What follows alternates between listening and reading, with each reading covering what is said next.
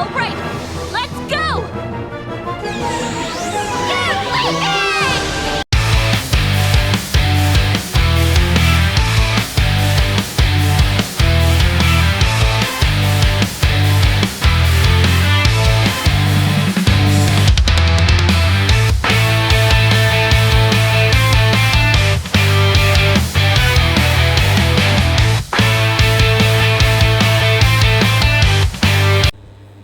How's it going, Liko family? It is I, Liko again. We are back with a new video.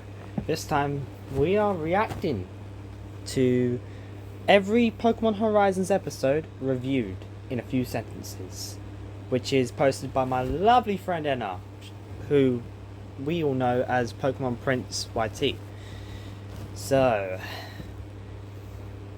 let's just jump straight into it.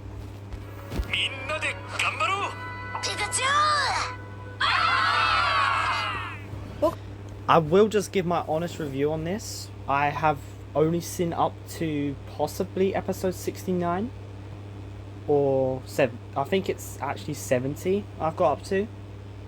So for the final 30 episodes, I'm going to go into it blind. So obviously there is major spoilers for the Pokemon Horizons series. So if you want to watch Pokemon Horizons, I suggest clicking off the video now. But anyways, let's jump in. Pokemon Horizons has officially reached triple digits in terms of episodes, so to celebrate this milestone, let's review every single episode of the show. To avoid this video from being like an hour long or more, I'll just be very quickly going over the episodes in a few sentences as well as giving them a score out of 10. Let's dive into it. What a refreshing start to a new series. I already love Liko. I mean, that was my genuine reaction when, when Pokemon Horizons first, properly aired. I think I ended up watching it in Japanese. But then when it came to the UK on iPlayer, it's a slight improvement from the,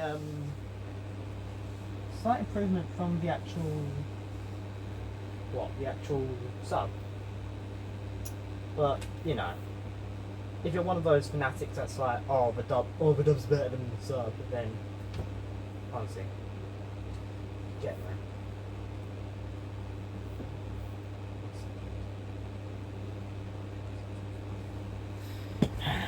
Forget that this form of Terapagos wasn't actually revealed yet at the time of Horizon. Okay, now just bear in mind, I have no idea what any of the the Pokemon I had no idea what quote unquote Terapagos was, if that makes sense. So in that sort of way, I mean, yeah. First airing, so this was actually very unexpected back then. Freed is awesome. Introducing the boy Roy. Dude, I love Roy and Fuecoco's friendship. I mean, sure, Vasinian is a good characteristic of a character. It's very unusual for character building to be done by the way that what Roy and Fuecoco did it. So honestly, I mean, just a wholesome moment of them getting together and whatnot, and becoming partners for life. And yeah, They're so cute. Damn, I remember the shock I felt when Rayquaza first came out of that ancient Pokeball. Freed and Cap. but the thing is, shiny Pokemon still exists in the Pokemon universe. The shiny Rayquaza is not just the only one. There's a lot of them. Actually, in the anime, the ones I can list off the top of my head is the Volcarona from Journeys. That's the only one I can actually think of. Are the goats. Oh hey. To be fair, episode 7 was Liko, Roy, Sprigatito, Fuecoco battling Captain Pikachu. So I mean, it gave them an opportunity to have character building in that sort of way. Dot, nice to finally meet ya. I mean, the reveal of Dot is it's a little bit of a confusing one though, because, like, obviously again spoilers. This is a little bit later on, but Dot is actually revealed to be Nidothine, which is like a multi-million streamer, like a sort of thing. But yeah, I do like the way that we actually travelled to Paldea in Horizons, whereas in Journeys, we mainly stuck around Kanto. And I think there was only a few episodes where they actually went to Galar. So it is good that both of those regions are being like discovered in Horizons. Again, spoilers. This is all major spoilers. So later on within the show, they go into Galar and encounter someone. I'm not going to say who because, you know. But I do like the way that they've done, like, I do like the way they've done all of the, like, putting together the two regions. Like, you didn't really get much showtime in Galar, but at the same time, you're going to get a lot of showtime in Paldea. Paldea, here we come. Very lazy title, but great episode, honestly. I honestly agree. It gave us a chance to build on Roy's character. Didn't he actually suffer his first loss in this one, though? Or did he actually win? I can't really remember. But it actually gave us an introduction to Nimona as well, which is fairly uncanny for a Pokemon series, in where the rival's actually a companion. Well, Nimona's not really a companion, but she's like a reoccurring character in that sort of way. Wait a minute, there's more than one ancient Pokeball? It's been so long since Horizons first aired, I legit forgot how much the mystery there was in the first few episodes, And so much lore into it as well. I mean, the Pokeballs, I mean, sure, a good characteristic, but the lore behind the pendant that Liko carries, and the lore behind the, you know, the Pokeball that Roy carries, is, I mean, I was actually pretty shocked when I found out the two were tied. Ironically, Liko's father made a book about the quote-unquote 6 heroes, and it just so happens those 6 heroes are the contents of those ancient Pokeballs that Roy carries. And it just so happens that Liko has a belt for it later on. I'm loving it. Did we really already need a recap episode after just 12? Although it does set up the next episode pretty well, I'll say.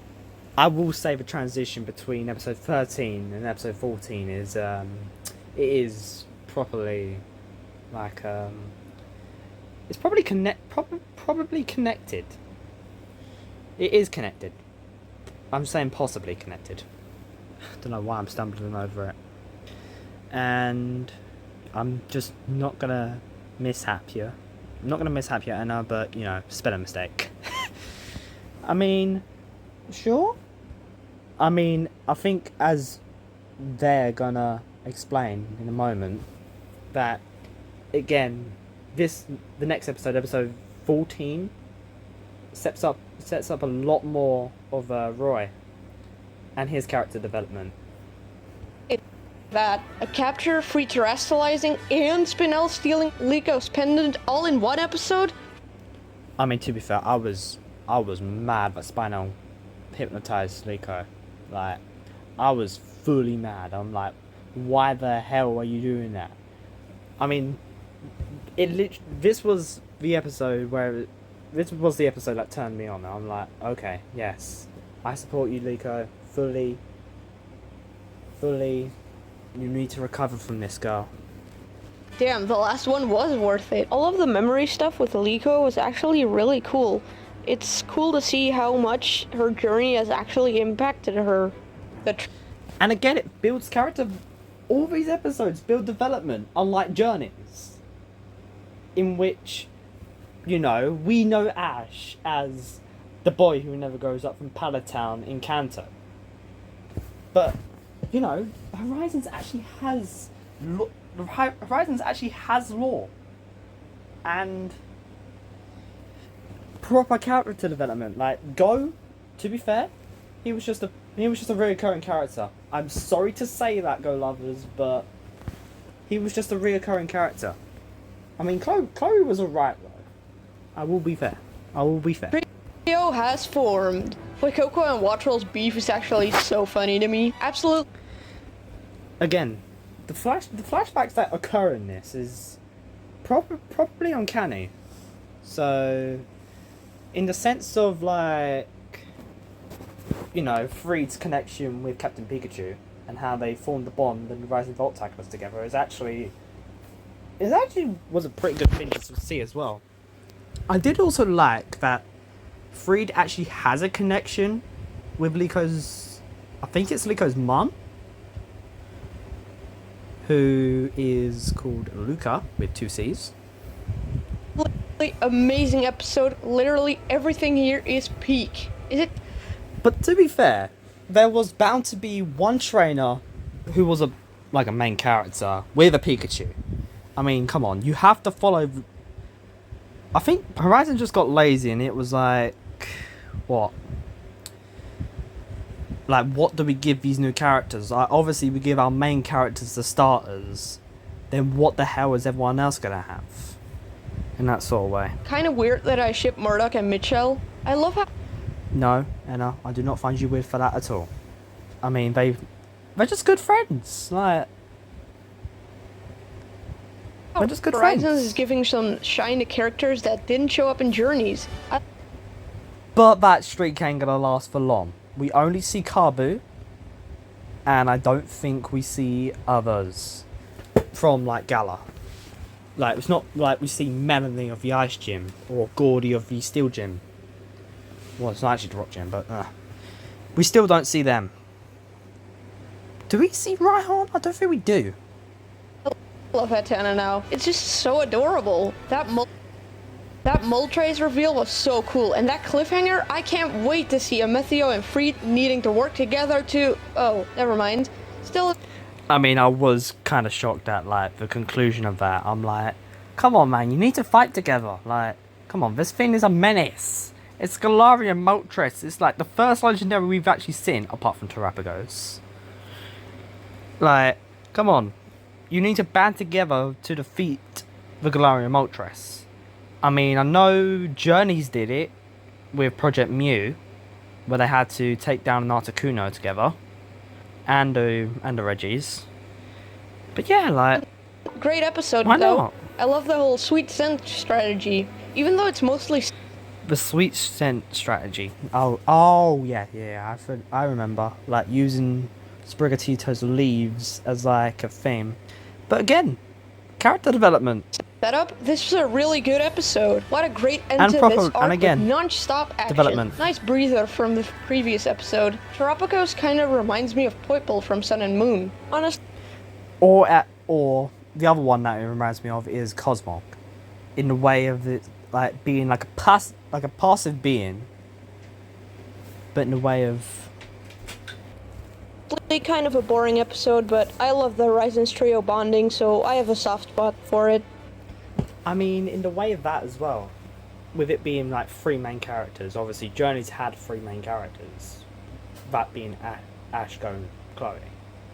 But like, Liko, Roy, and Dot, like, they've got like this sibling bond in that sort of way. And like, you want to do stuff with them, but at the same time, it's based on the other's opinion in that sort of sense. Just a boring filler episode, not much to Truly agree. say here, to be honest. Truly agree. Pretty decent episode, nothing too special, but I'd Again, like learning lore a on bit Orla. more about Orla. First rule of Pokemon Fight Club, there is no Pokemon Fight Club. There is no Pokemon Fight Club, and everything gets resolved. Everyone is peaceful and out. Wasn't it due to like a food shortage as well? In that sort of sense. Finally, plot progression. Also pretty cool to I mean, yay, we finally get more lore. In which, again, it's the 6 heroes. They're like the main part of this story. They're like, their points are mainly central to Horizons and what it is. The connection between Liko and her pendant, Roy and his Pokeball, Dot and her streaming, I guess. Again, I just love the way that Pokemon not Journeys, Horizons, sorry, again, has the central points. See a Lapras, who's mostly a very kind Pokemon, be so hostile. Another one of the 6 heroes in the bag. That just leaves Arcanine, Cleavor, and Rayquaza. Oh hey look, there it is! This was another really good episode. The first half had some great action, and I love the Rika and Roy working together in the second half. Pretty good episode. Just saw the little Rika pop up, hold on, let me go back. Rika and... Just a small pop up from Rika, I'm like... I mean... Have I been saying it wrong the entire time? With a lot of streamers that I've been seeing, I'm not going to credit, they refer to Liko as like Liko. Is that a continuity on my part? On the Dove's part? Or is that just something else?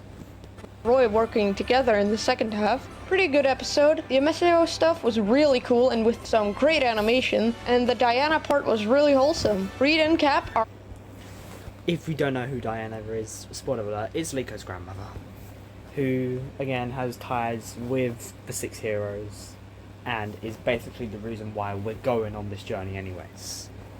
Are the goats. Part 2. Boykalone's got Riz, and Quaxley too, apparently. Them Quaxley too, apparently. I mean, the way that Quaxley does it, though, is... Quaxley does it with, like, a sort of finesse, in that sort of sense. In the way of it, like... It just does things to show people up, in that sort of way. But, I like this one. I like this episode because, you know, it's character development with Coco, instead of actually one of our main characters. shades, though. I feel like Liko could have caught the mousehold, but I also like how... Again, character development for Hatena. With it being like a kind, gentle soul, Liko's like personality, they're like collide together, you know? And the way that Tandem Mouse was like thing, I nearly cried in this episode, let me put it this way. Just a developmental episode for Liko and Hatena, so it's okay. Finally, something for Dot. Tink is so adorable. Like, everyone got 2 Pokemon early and just Dot's left with Tink. I mean, I do like the way, though, that all 3 of them actually have Paldean Pokemon, and not just some shenanigans that go on with the actual thing. I mean, Liko is an exception because the tenor is Galar, but it is nice the other 2 have Paldean Pokemon. Sprigatito reminds me so much of my own cat. I love it. I love Dot. Again, that was proper. Again, another episode that nearly made me cry, to be fair. Again, this was character development for Sprigatito, again. Because, like, you love it when a Pokemon's backstory is, like, plotted with you in that sort of way. It's like, they just drop little pinpoints in, and it's like, that one episode that catches you off guard. But, episode 41, this was Dot's mother appearing to take her off a ship, and I think it just gave like Dot this like sort of like familial bond with her own. I think Murdoch is her uncle, yeah. Development so much. She's awesome. Ledlow being All Might is so funny, dude. Oh, I freaking love this. I freaking love this one though. Like the way that it transitions from a small relaxed day in a sort of way for our characters, Liko, Roy, and I don't think Dot came on this one. I think Liko and Roy went out on their own. But, yeah. I do just like the way that, you know, Ludlow and Palafin have a connection in a sort of way. Ludlow's like this All Might figure from MHA. If you don't know All Might, then honestly watch it. And I mean, it kind of suits him, you know. He should have catched it. Kind of a wacky reason to battle because Coral just wanted some treats. Yeah. And the thing is, as well, she makes a massive do over nothing, Coral. So, what Coral is, she's a member of the Explorers, who, in a way, is like undercover. She is one of those like impromptu, like classified sort of things. She likes to go undercover, and she is stubborn. Like literally, when Liko encountered her, it was Coral starting over a pack of biscuits, well, cookies. Wasn't it something? It was something weird. But the thing is, we actually get to see. This isn't the first time we see Coral and Sidian. Sidian, I actually looked at the VA for him because he kind of reminds me of like Piccolo from Dragon Ball Z. And I looked at the thing, and I think I saw it was the same actor. I would have to check again. But the battle itself was actually really awesome. Such an awesome episode. Freed vs. Smadel was amazing, and the Explorer's plan was brilliant. A perfect ending to this arc, and the ship being out of commission for a while is great setup for the next arc. Well, it took 46 episodes, but we finally got the game's plot. We finally got the game's plot. That just goes crazy. After 46 episodes, we were already in Paldea, so... What? Episode 9? And, we travelled to Gala one time. But, yeah. Just, from here on, this is, as far as I'm aware, all Paldea.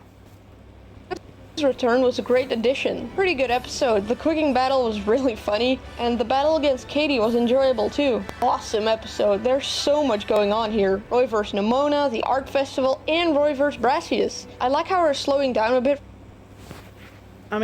Yeah. This episode in particular, episode 49, is one that builds on Dot as a character. Apart from being Nidothane, this has been revealed ages ago at this point. With her having the two sides between herself, Dot, and obviously her streaming setup of Nidothane. With Nidothane being the sort of energetic cousin in the family. Dot herself is just sort of the opposite, I guess. Just camera shy about a lot of the time. And Nidothane is I want to be on the camera, get me in the camera. From the last one, I love Dot's development so much. Man, the animation is going so hard right now. This was decent. Again, this was another episode where the former Sprigatito, which is now evolved into Florigato at this point, Florigato's a little bit jealous of Terapagos and Hatena getting more attention than itself because, Pokemon have feelings, in that sort of way. So, I do like Florigato's development, but I cannot understand why that a lot of the middle stage starters have a depression arc, or in some way. They abandon their trainer in some way. Crocodile, as far as I've seen, hasn't yet. And Quaxwell, well, it just loves being it, I guess. Kinda already had a jealousy episode, but the flower pillar made it a bit more interesting for me. The rhyme Again, this was mainly for Florigato's, character development. From it going from Sprigatito being loved, then Terapagos comes along, and it's oh, okay, I've got a new friend now. Hatena comes, it's okay, another friend. Once you evolve to Florigato, dashes off instantly. appearance was unexpected but very fitting, and the evolution moments was awesome. Right, It seems like Seems like when they do the evolution though in Horizons, I keep going to say journeys and I do not know why. This is my series, man. Like, come on. I do like the way in Horizons, like, the evolutions are earned instead of like a random evolution, like from Raboot to Cinderace was deserved, but Skull Bunny to Raboot was a little underwhelming. I think the same goes for like Sobble and Drizzle as well. When Sobble evolved, and then Drizzle to Inteleon was better. Really said, screw it, evolution time. The doppelgangers were also a funny addition. But the thing is, we only see the doppelgangers, as far as I'm aware. They actually have names. You're gonna have to list it in the comment section below, Anna. But I don't fully remember their names. They have names. They're not just like one-time occurrence. But they could have done more with the doppelgangers. Like similar to Pokemon Journeys episode 90, where we actually had an alternate dimension with the counterparts. Obviously, this can't tie into Journeys in any sort of way, but it just goes to show variants are out there. Like, there's one frame later on, I have made a post about it, where Rhyme is accepting battle invitations, or not, no wait, people are watching Rhyme on stage, sorry, and there's like one frame where they reuse the model for Chloe. I don't know if they will talk about it, but yeah. Freed and Cap are still the GOATs. I feel like Freed and Cap are still the GOATs. They possibly are. I mean, to be fair, Freed has a lot more significance than Ash ever could. Ash is like the uncle you don't want to invite to the party, and Freed's just like the fun uncle in that sort of way. he got taken down a bit too easily, but the battles were still great. What an awesome episode. I love the Liko vs Rika battle, and Dot's friendship with Penny is very natural. And the thing is, I think this is where Liko actually suffered her first loss of the entire series. This was a loss for her. All the battles leading up to this thus far have been either they've been either dragged out from her lack of experience in the earlier episodes, and it ends possibly in a tie because, you know, the explorers have to retreat and whatnot. But the loss can build character, it always does. When Go didn't have anything significant, but you know what I mean. Having the loss builds more development. If that loss wasn't there, Liko wouldn't be the trainer we know today. But I do like the little cameo from Penny. She does crop around here and again, like Nimona. But from this point on, we haven't seen Arven in full action yet. And I think possibly in the later episodes, from what I've been getting up to now, they're going to Kitakami, which is Scarlet and Violet DLC. Again, more plot from Scarlet and Violet the game. But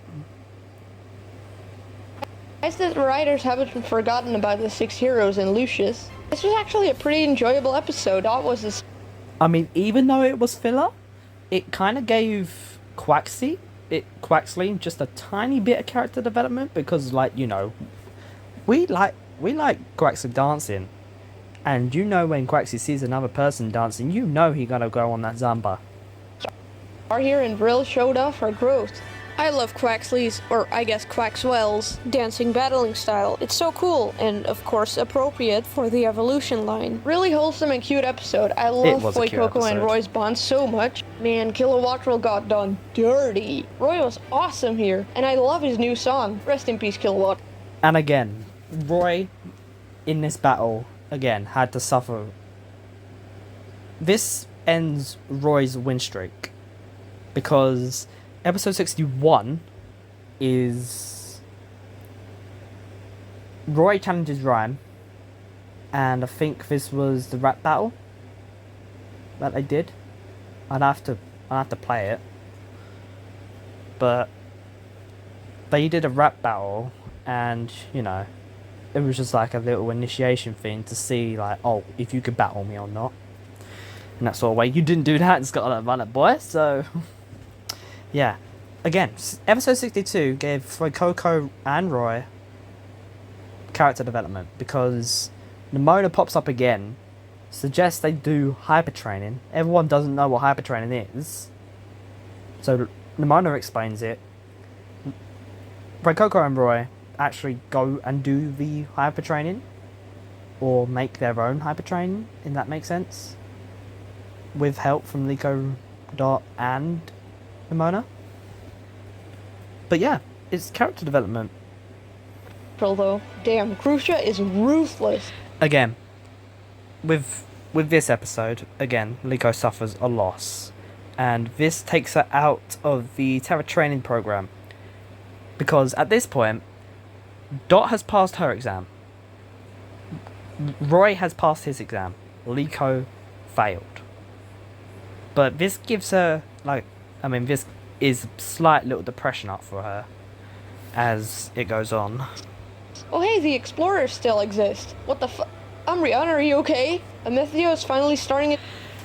But this is where it gets crazy. Episode 65 is Liko and Amethio are trapped in a cave, and they have to find a way to get out. I mean, I like Liko's resilience to actually hear Amethio out in that sort of way. Zuko arc, and I'm all here for it. Great conclusion to the whole Explorers Undercover plot, and I actually love how this is what gets Liko to pass her terrestrial implementation test. But the thing is, if you don't do it naturally, you don't do it at all.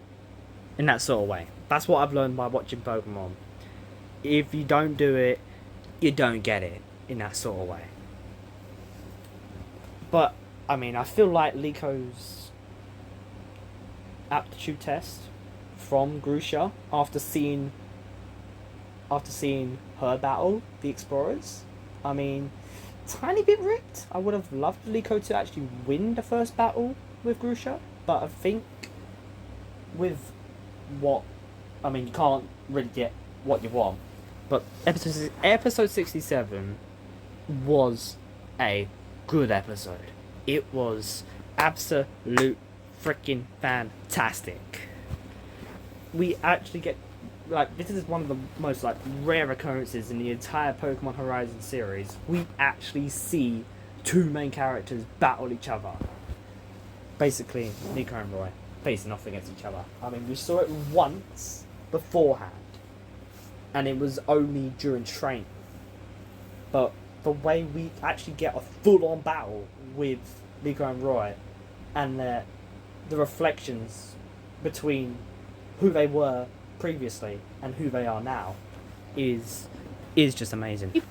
Perfect finish to this arc. Everything was just so good. Roy and Liko are the definition of platonic soulmates. The animation is platonic soulmates, I mean, that's pushing it. That is pushing it. literally going just as hard as Ash vs. Leon right now. A great... Oh yeah, by the way, Coco evolved in this was it this? It was this episode. No, wait, was it this episode? It was this episode, wasn't it? I mean, hey, oh hey, Rising a new arc. The battle back. against the 6 heroes, or 3 heroes, I guess. Well, at least awesome. 3 of us. Gotta love a good body swap episode. Also, Carmen's beef with Free. Okay, yeah. This is one that I haven't seen yet, so this is going into uncharted territory for me, but I do like the way that we brought back body swapping. I mean, originally, body swapping was in the Kalos series, actually, when Ash became Froakie, Serena became Fennekin, Clement became his Bonelby, Bonnie became Dedenne, like, that sort of thing. Again, this is uncharted territory for me. So this is major spoilers for myself, yourself, and everyone else watching. It was hilarious. Tinkaton is known for slaying Corviknight, and apparently Tinkaton? Hold on. Tinkaton. No, wait, what? Wait. Am I going crazy, or did Tinkertink skip an evolution? This one is Tinkaton. Oh wait, it's Tinkertuff, innit? It's Tinkertuff. It's Tinkertink, Tinkertuff, and then Tinkerton. This evolution line is so confusing, but hey, at least it evolved. Tinkatuff slays By this point, all the secondary Pokemon have actually fully Bombardier. evolved now. A battle against the Terrasolite Milotic, Briar's Introduction, the Crystal Pool, and Perrin. This was a packed episode, and I love it. I really like how this episode shows how far the Horizon Trio has come, and it's a nice setup for the next episode. This battle was awesome. Cleaver is a force to be reckoned with. Liko vs Diana was really I mean, the way we actually bring in Hisuian Pokemon again into this, I think we didn't see that in Galar. Let me just say that. nice, and I love the backstory and lore. One of my favorite episodes of Horizons for sure. I love seeing the full backstory of Lucius, Gibeon, and Ristal. The ending is honestly heartbreaking. Ah yes, the Pokemon anime, where you can basically fall from like miles away and still be just fine when you land. That's a Team Rocket reference. The Return of All Might. Top Yeah. 10 anime misdirects.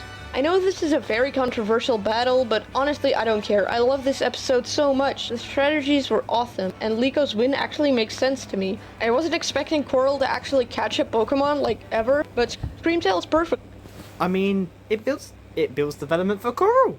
That's all I'm saying. for her. I wish Roy had caught the Sandy Shocks, though. Awesome episode. The twist of Lucius's end. But wait. They've travelled to Area 0. This is why we're seeing Paradox Pokemon. Day actually being a gouging fire is very well built up. The battle was amazing, and I love the strategy with Cap at the end. Another one of my absolute favorite episodes in the series. This is pretty much what the entire series has been leading up to. And so a Mythiozuko arc continues. The calm before the storm. Man, we're here. Aqua Paradise. I love the scene where the trio reflects on their journey so far. It's very fitting, seeing as their whole journey has led up to this. But even if it's a reflection episode, like, leading up to the main climax, it's, like, sort of uncanny, but it's, like, a reflection on, like, how far you've actually come from the trainer Liko was in episode, like, 5 to the trainer she was in episode 63. Or, like, I'm just taking random numbers here. Like, the trainer Liko and Roy were in episode 5. The trainer Liko was in episode 67, and the trainer that Roy was in 62.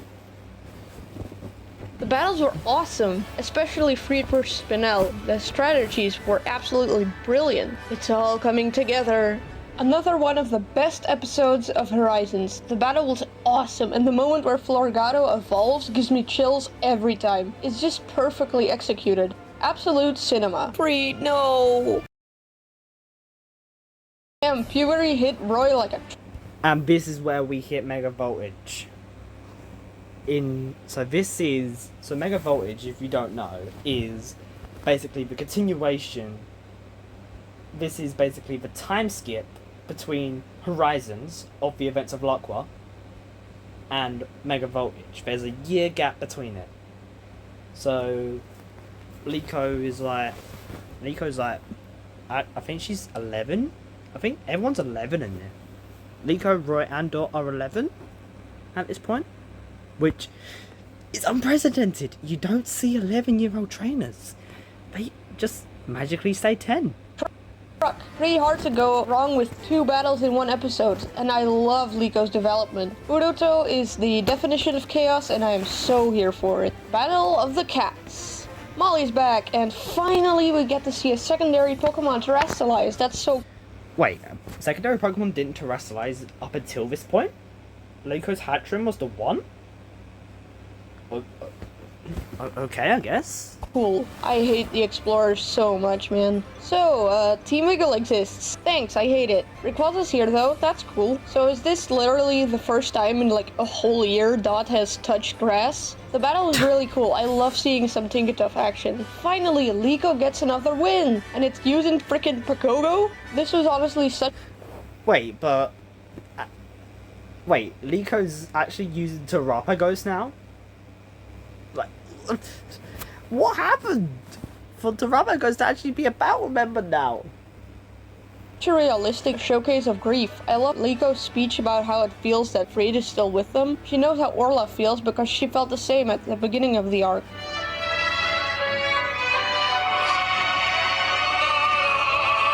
Forgot to mention it, but the music in this scene is absolutely peak. Man, I can't believe we're at 100 episodes already, and this episode does not disappoint. Rising Voltacklers finally reuniting, Fried being revealed to be alive, which, let's be real, we all kinda saw coming, and the battle was really cool too. And there we go, every single Horizons episode reviewed. What do you think of Pokemon Horizons? Let me know in the comments down below. But with that being said, that's all I have for today. So thank you so much for watching, and I hope to see you in the next one. Bye!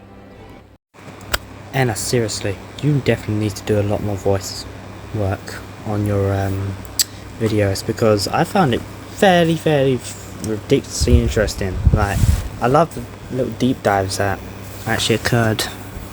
So yeah, if you guys enjoyed, don't forget to like, subscribe, do all the good stuff, and I'll see you in the next video, stream, post, whenever I can see you.